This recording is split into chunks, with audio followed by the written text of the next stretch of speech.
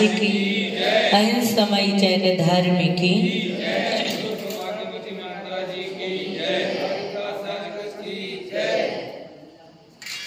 धर्म स्नेही भव्यात्माओं, ऐसे कहते हैं कि 100 काम छोड़ करके स्नान करना चाहिए। कितने काम? 100 काम छोड़ करके स्नान करना चाहिए। 1000 काम छोड़ करके, जोर से बोलो ना, भोजन करना चाहिए। 1,00,000 काम छोड़ करके भगवान का दर्शन, भगवान की पूजन, भगवान का अभिषेक करना चाहिए। और करोड़ काम छोड़ करके गुरु का उपदेश सुनना चाहिए, क्योंकि गुरु के उपदेश से ही आपको पता चलेगा कि आप क्या कर रहे हैं, इस करने का मतलब क्या है, इसका अर्थ क्या है, इसका फायदा क्या है। और यदि हम उस चीज को नहीं समझे, खाली यहाँ से उठाए और यहाँ पर क्या कर दिया, चढ़ा दिया, ये सब आपको किससे पता चलेगा? प्रवचन के माध्यम से आपको पता चलेगा, उपदेश के माध्यम से आपको पता चलेगा। और यदि आप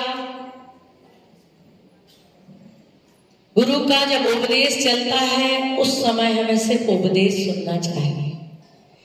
क्योंकि यदि हम ये सोचते हैं कि उपदेश भी सुन लेंगे, पूजा भी कर लेंगे और माला भी फेर लेंगे, तो ना तो आपका माला में मन है, ना आपका प्रवचन में मन है, ना आपका पूजा में मन है, ना आपकी किसी पाठ में मन है।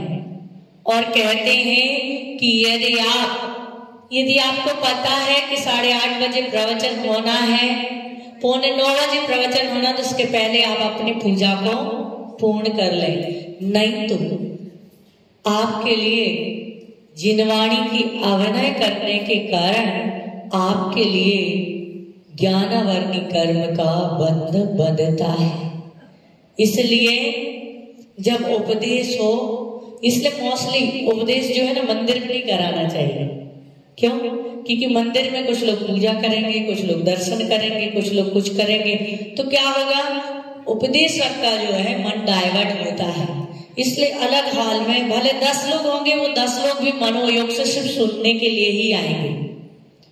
तो जो भी है, यदि हमारे यहाँ पर साधु संत आते हैं तो हमको उपदेश सुनने में ज्यादा ध्यान देना चाहिए। क्योंकि आप एक शास्त्र पढ़ेंगे, जितनी कर्मों की निर्जरा होगी। कितने शास्त्र? एक शास्त्र पढ़ने में कितना वक्त लगेगा आपको?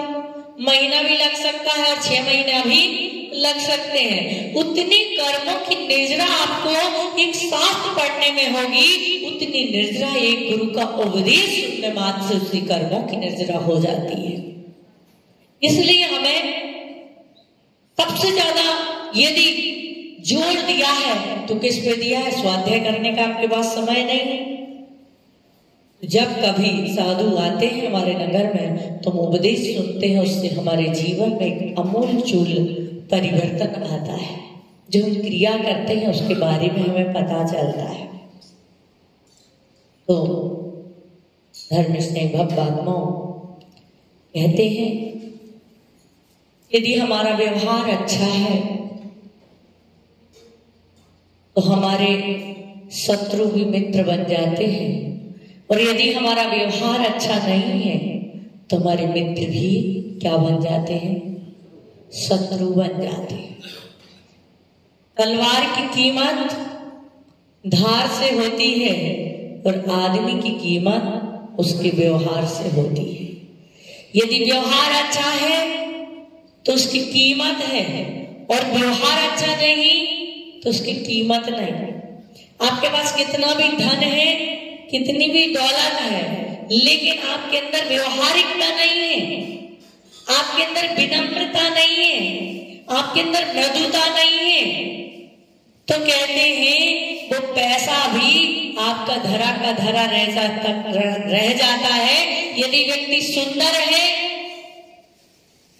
तो 2-4 दिन अपना प्रभाव छोड़ेगा, यदि व्यक्ति सुंदर है तो लोग 2 दिन तारीफ करेंगे बहुत सुंदर है, और यदि व्यक्ति के पास पैसा है तो 2-4 महीने में लोग तारीफ करेंगे, महीने भर याद करेंगे बहुत बड़ा आदमी है, बहुत बड़ी बोली ले ली, ज्यादा से ज्यादा महीने भर याद करेंगे, इससे ज्यादा नहीं। ये लेकिन आपका व्यवहार अच्छा है तो आदमी जिंदगी भर, जीवन भर आपके लिए क्या करेगा, याद करेगा। इसलिए व्यवहार महत्वपूर्ण है। यदि हमारा व्यवहार अच्छा है, आपके पास कुछ भी नहीं है, रूप भी नहीं है, रंग भी नहीं है, पैसा भी नहीं है, फिर भी लोग आपको याद करेंगे। और यदि आपके पास व्यवहार नहीं है तो आपको याद कोई नहीं करेगा। आपने पढ़ा होगा, सुना होगा कि जब महाभारत का युद्ध होने वाला था, उस जिस समय महाभारत का युद्ध होने वाला था, उस समय युद्ध मैदान में दोनों सेनाएं, कौरवी सेना, पांडवी सेना, दोनों आमने सामने थी। सभी हथियार लेकर के खड़े थे, अस्त्र शस्त्र लेकर के खड़े थे। लेकिन जैसे ही युधिष्ठिर ने देखा कि सामने शत्रु सेना है, लेकिन उसके पहले हमारे गुरुजन हैं, वो रथ से उतरा, अस्त्र शस्त्र जो है उसने रथ पर डाले, और जैसे ही डाल करके नीचे उतरा, लोग देख रहे थे कि शत्रु सेना शंख बज चुका है, युद्ध का शंखनाद हो चुका है, और इधर शत्रु सेना धनुष बाण आदि अस्त्र शस्त्र लेकर के तैयार है। लेकिन निहत्ते रथ से उतर करके युधिष्ठिर नीचे आते हैं, और जैसे ही नीचे आते हैं और नीचे आकर के सबसे पहले गुरु द्रोणाचार्य, कृपाचार्य, भीष्म पितामह बारी बारी से तीनों को प्रणाम करते हैं। और जब तीनों को प्रणाम करते हैं तो तीनों के मुख से क्या निकलता है, विजय भाव का आशीर्वाद, विजय भाव का आशीर्वाद निकलता है। और जब विजय भाव का आशीर्वाद निकलता है, कृपाचार्य ने भी विजय भाव का आशीर्वाद दिया, द्रोणाचार्य ने भी विजय भाव का आशीर्वाद दिया, और भीष्म पितामह ने भी विजय भाव का आशीर्वाद दिया। कौरव सेना का कौन कौरव सेना का प्रमुख कौन था?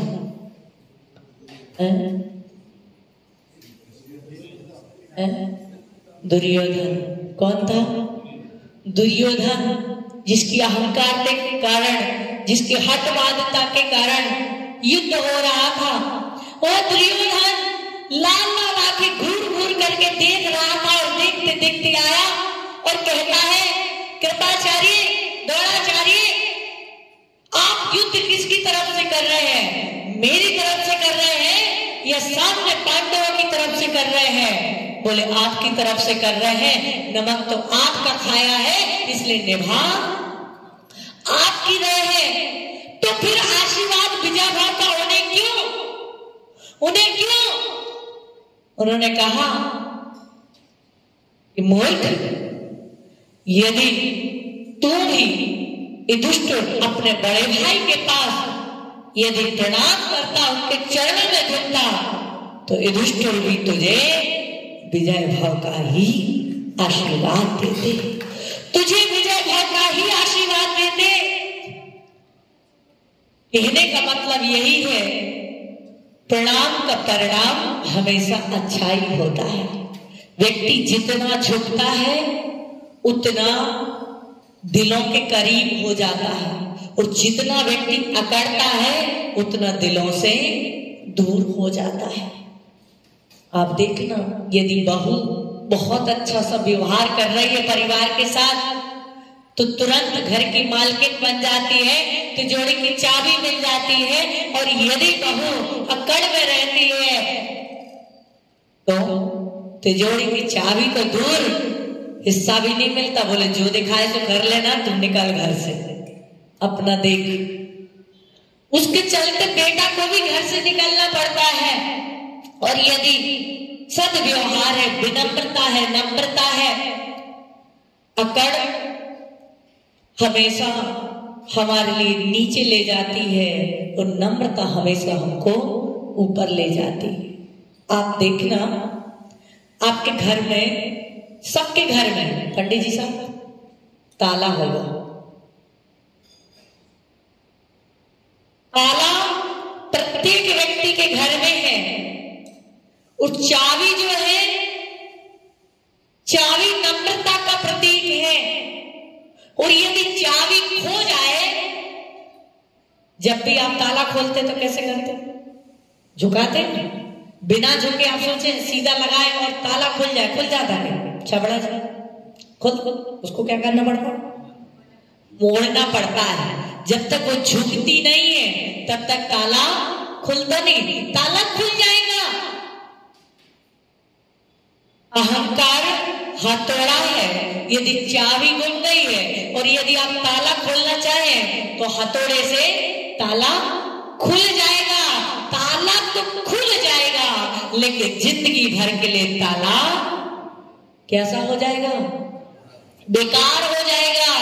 लेकिन नम्रता रूपी चाबी से यदि ताला खोला जाएगा तो ताला भी ठीक है और चाबी भी। जिंदगी भर वो ताला खुलता रहेगा। व्यक्ति का व्यवहार, व्यक्ति बाद में महान बनता है, भगवान बाद में बनता है, लेकिन दुनिया उन्हें पहले ही भगवान बना लेती। जीसस जो थे, जीसस के साथ उनके दो शिष्यों ने बगावत कर दी। उनकी निंदा, आलोचना और उनके ऊपर आरोप प्रत्यारोप लगा दिए। और जब प्रत्यारोप लगाए तो उनसे, जब उन्हें सूली पे चढ़ाया गया तो उनसे पूछा गया कि तुम्हारी अंतिम इच्छा क्या है?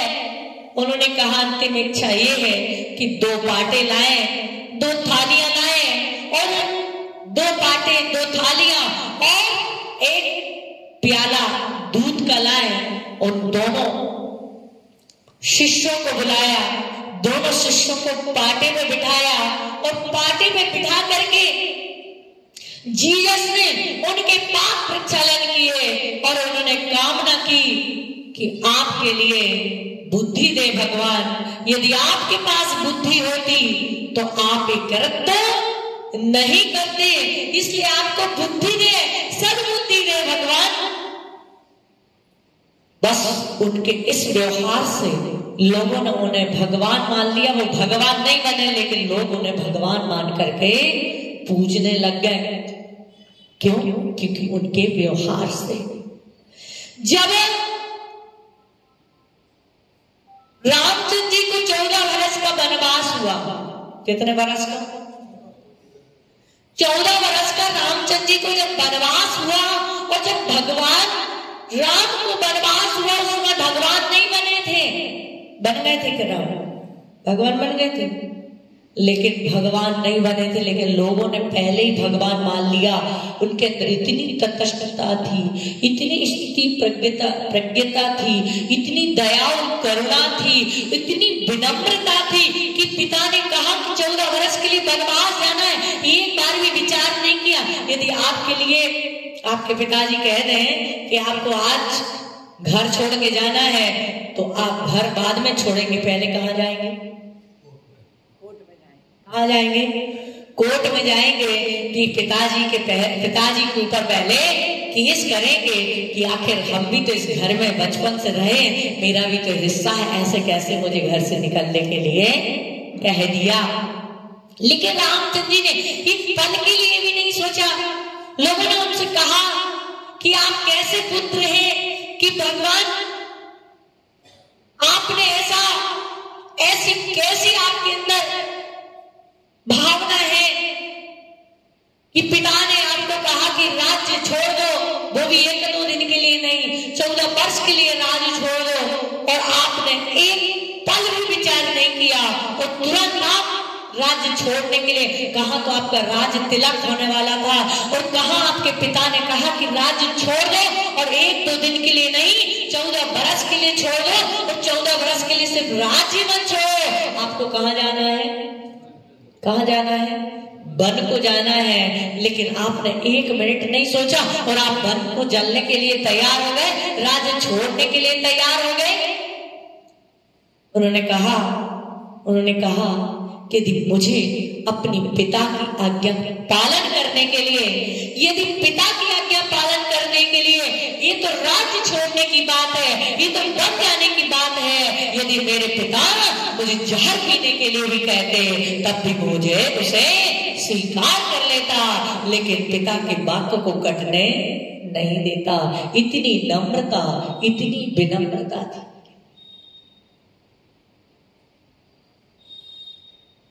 और जब रामचंद्र जी का 14 वर्ष का वनवास हुआ, और जब 14 वर्ष का वनवास हुआ और वनवास से जब लौट करके आए, विमान से उतरे, सारा जनता जनार्दन, पूरा कटक, पूरा परिवार, पूरा राज्य उनके स्वागत के लिए खड़ा था। और जिस समय उनके स्वागत के लिए खड़ा था, तो पता है क्या हुआ? चारों माताएं लाइन से खड़ी हुई थी। कौशल्या, कैकेयी, सुमित्रा आदि चारों माताएं लाइन से खड़ी थी। लोग सोच रहे थे कि वनवास यदि हुआ है, 14 वर्ष को राज्य यदि छोड़ना पड़ा है, यदि 14 वर्ष का राज्य नहीं छूटता, वन नहीं जाना पड़ता, तो सीता का हरण नहीं होता, और सीता का हरण नहीं होता, इतनी सारी समस्या, इतने सारे कष्ट जीवन में नहीं आते। इसलिए निश्चित है कि कैकेयी के कारण, किसके कारण हुआ था? किसके कारण हुआ था? जोर से बोलो ना माताएं बहने। किसके कारण हुआ था? कैकेयी के कारण। किसके कारण हुआ था? कैकेयी का मतलब क्या होता है? कैकेयी, जो कहे कई और करे कई, उसको कहते हैं कैकेयी। बस वो जो कैकेयी थी, उसके कारण, जबकि सबसे प्रिय पुत्र यदि कोई थे तो राम थे। कैकेयी सबसे ज्यादा, चारों पुत्रों में से सबसे ज्यादा प्रेम करती, सबसे ज्यादा चाहती थी तो राम को, और राम सबसे ज्यादा अपनी माता कौशल्या से ज्यादा, यदि सबसे ज्यादा प्रेम करते थे, सबसे ज्यादा चाहते थे, तो किसको? कैकेयी को। लेकिन जब कैकेयी ने वनवास दिलाया, और जब वनवास दिलाया तो हुआ ये कि जब वनवास दिलाया तो हुआ ये, जब रामचंद्र जी आए, सारी पृथ्वी, सारे लोग, सारा राज्य उनके स्वागत के लिए पलक पावड़े बिछा के खड़ा हुआ है। जोर शोर से तैयारियां हैं, पूरा दीपावली का माहौल बना हुआ है। और उस समय चारों माताएं खड़ी हैं, और जब चारों माताएं खड़ी हैं, सब लोग सोच रहे हैं कि इस कैकेयी के कारण ही हमारे भगवान राम वनवास गए थे।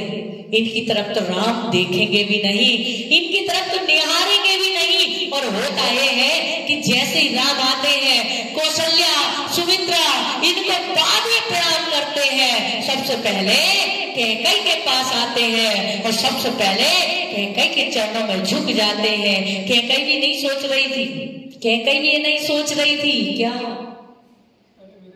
मुझे प्रणाम करेंगे, मुझे प्रणाम तो छोड़, बाद में तो छोड़ दो, मुझे करेंगे भी नहीं, मेरी तरफ देखेंगे भी नहीं, मेरी तरफ हिलेंगे भी नहीं, ऐसा उसके मन में विचार था। लेकिन जैसे ही राम आते हैं, सबसे पहले कैकेयी को प्रणाम करते हैं। कैकेयी उन्हें सीने से लगा लेती है, गले से लगा लेती है, उसकी आंखों से अश्रु की धार बह आती है कि धिक्कार है मुझे, जिस पुत्र के बारे में ऐसा विचार करती हो, वो पुत्र मेरा ऐसा पुत्र है, इतना समर्पित, इतना विनम्र, इतनी व्यवहार कुशलता। जो प्रेम पहले था वही प्रेम आज है, कोई बदलाव नहीं, कोई किसी भी प्रकार का कोई मन में मलाल नहीं। और इस व्यवहार के कारण ही लोगों ने, ऐसा व्यवहार था उनका, इसलिए लोगों ने उनके लिए, भगवान तो वो बाद में बने, दीक्षा उन्होंने बाद में ली और कर्मों का नाश बाद में किया, लेकिन उसके पहले ही क्या हो गया, वो दुनिया ने उन्हें भगवान मान करके पूजने लग गए। समझ में आई बात? समझ में आई बात कि हमारा व्यवहार हमारे लिए महान बनाता है। महान कहने से, महान कहलाने से कोई महान नहीं बनता, लेकिन हमारे अच्छे व्यवहार से लोग हमारे लिए अपने आप महान समझ लेते हैं, भगवान मानने लगते हैं, आदर्श दिव्य पुरुष और दिव्य आत्मा मानने लग जाया करते हैं। आपने देखा होगा कि जब भी क्रोध हो, अहंकार हो, नीचे की ओर जाता है। कहाँ जाता है? अहंकार किस पे होगा? मैं तो पैसे वाला हूं, लेकिन अहंकार जब भी होगा तो किस वाले पे होगा? नीचे वाले पे। जब भी कुछ भी होता है क्रोध किस पे आएगा? हमसे ताकत वाला होगा ना, उस पे क्रोध नहीं आएगा। किस पे आएगा? अपने से नीचे वाले पे आएगा। देखना, पति यदि दुकान से आएगा और दुकान में किसी ग्राहक से या किसी नौकर से कुछ हो गया तो गुस्सा किस पे उतारेगा? किस पे उतारेगा भाई साहब? पत्नी पे। अब जमाना नहीं है। पहले था कि पत्नी पे उतरता था, अब पत्नी पे उतरने का तो सवाल ही नहीं उठता है ना? है ऐसे पत्नी उतार डालेगी। हाँ, पहले ऐसा था कि यदि पत्नी को गुस्सा आ रहा है, पत्नी ने पति के लिए कुछ कहा, पत्नी ने पति के लिए कुछ कहा और पति भूल गया लाना मंगाना कुछ करना, वो काम भूल गया, पत्नी तंत्रा जाती थी। और पत्नी यदि तंत्रा गई, गरम है, एक बार ऐसे ही हुआ था, पत्नी जो थी, पति ने कुछ काम कहा होगा, पत्नी ने कुछ काम कहा होगा पति को, पति ने भूल गया होगा, कुछ कर नहीं पाया होगा।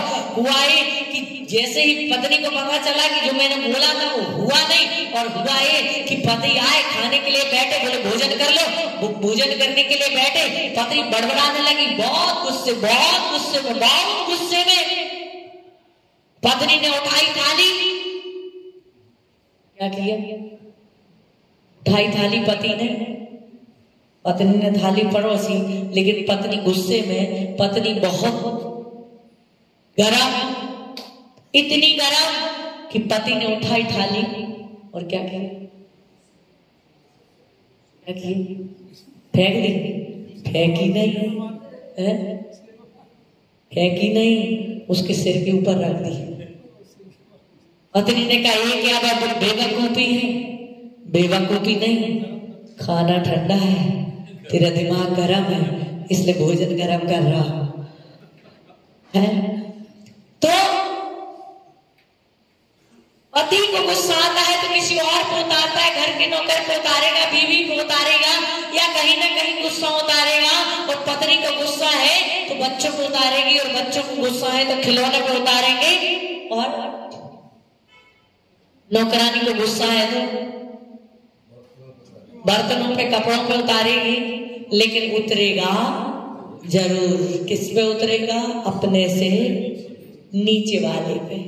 अहंकार भी आएगा, अपने से ऊंचे वाले पे अहंकार नहीं करता कोई, किस पे करता है? अपने से नीचे वाले पे। एक बार ऐसे ही हुआ था, एक पति महोदय थे, भोजन करने के लिए आए, और जैसे ही भोजन करने के लिए आए और जैसे ही भोजन माँ ने परोसा, और भोजन में क्या था पंडित जी साहब? कड़ी थी और रोटी थी। अब उन महानुभाव ने कड़ी में गिलास डाला, ऐसे ऐसे देखा, बोले माँ 40 साल हो गए, माँ 40 साल हो गए भोजन पकाते पकाते, अभी तक भोजन पकाना नहीं आया। बोले क्या हुआ बेटा? अरे बोले इतनी पतली कड़ी, अभी तक कड़ी बनाना तक नहीं आया। माँ बोलती है बेटा धीरे से बोल। माँ बोली बेटा धीरे से बोल, ये कड़ी मैंने नहीं तेरी बीवी ने बनाई है। क्या? एक कड़ी मैंने नहीं तेरी बीवी ने बनाई है। पति ने उठाया गिलास खाया, बोले माँ, बोले अब क्या हुआ? अरे बोले माँ कड़ी पतली जरूर है लेकिन बड़ी स्वादिष्ट है। क्या? कड़ी पतली जरूर है लेकिन बड़ी स्वादिष्ट है। 1 मिनट के अंदर कड़ी कैसी हो गई? स्वादिष्ट हो गई। माँ ने बनाई थी तो अभी तक बनाना नहीं आया, और पत्नी ने बनाई तो मीठी हो गई, स्वादिष्ट हो गई। हमेशा अहंकार, क्रोध जो भी है वो अपने से नीचे पर ही, नीचे अधोगामी इनका होता है। जैसे आप पानी ऊपर से डालो, कितने ऊपर से डालो लेकिन जाएगा कहाँ? नीचे ही जाएगा। ऐसी इनकी गति भी अधोगति होती है। इनकी गति भी अधोगति होती है, नीचे वाले पर ही उतरते हैं। इसलिए अकल को समझना है। अभी आम का मौसम है। किसका मौसम है? आम, कैरी। कैरी जो है ना, कैरी जो है कैसी होती है? जब वो अकड़ी हुई होती है तो कैसी रहती है? कड़क रहती है ना, जब तो कैसी रहती है? खट्टी खट्टी रहती है ना। अम्माओं, भाभी लोग, जब कैरी अकड़ी हुई होती है, कड़क होती है, टाइट होती है तो वो खट्टी होती है। लेकिन वही कैरी जब क्या हो जाती है? नरम हो जाती है। वही कैरी जब नरम हो जाती है तो कैसी हो जाती है? और जितने जितने अंशों में नरम होती जाती है उतने उतने अंशों में वो कैसी होती जाती है? मीठी होती जाती है।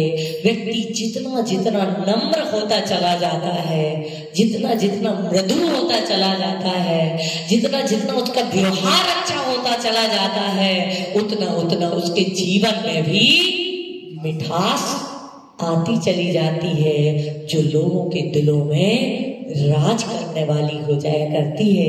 इसलिए अपने व्यवहार को अच्छा बनाएं, अपने व्यवहार को सद्व्यवहारमय बनाएं, ताकि सद्व्यवहार से हम सबके दिलों में राज कर सकें। हम हो ना हो लेकिन लोग हमें याद करें। फलाना व्यक्ति चला गया, बड़ा अच्छा था, नहीं तो फलाना व्यक्ति अच्छा हुआ, इस पृथ्वी से चला गया, इस पृथ्वी का बोझ हट गया, ऐसा लोग ना कहें। अब कभी ऐसा होता ना कि मंदिर में कोई व्यक्ति का व्यवहार बहुत अच्छा है, एक दिन नहीं आता तो आज यार सूना सूना लग रहा है ना, उसके बिना अच्छा नहीं लग रहा। तो ऐसा व्यवहार हो। यदि आप अपनी